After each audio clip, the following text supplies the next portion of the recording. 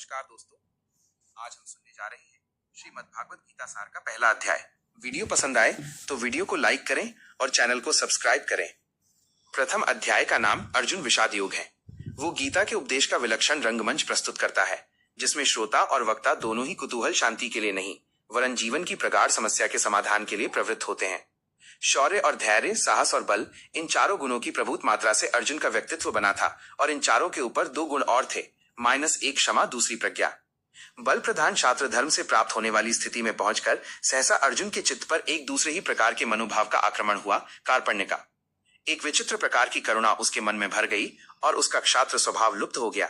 जिस कर्तव्य के लिए वह कटिबद्ध हुआ था उससे वो विमुख हो गया। ऊपर से देखने पर तो इस स्थिति के पक्ष में उसके तर्क धर्मयुक्त जान पड़ते हैं, किंतु उसने स्वयं ही उसे कार्पण्य दोष कहा है और यही माना है कि मन की इस कायरता के कारण उसका जन्म सिद्ध स्वभाव उपहत या नष्ट हो गया था। वो निर्णय नहीं कर पा रहा था कि युद्ध करे अथवा वैराग्य ले ले। क्या करें क्या न करें कुछ समझ में नहीं आता था। इस मनोभाव की चरम स्थिति में पहुंचकर उसने धनुष बाण एक ओर डाल दिया।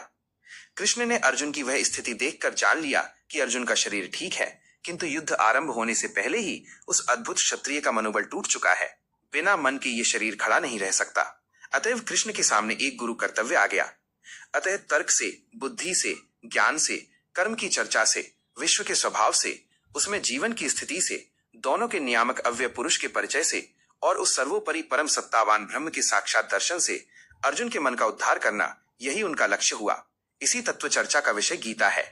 पहले अध्याय में सामान्य रीति से भूमिका रूप में अर्जुन ने भगवान से अपनी स्थिति कह दी। प्रथम अध्याय में दोनों सेनाओं का वर्णन किया जाता है।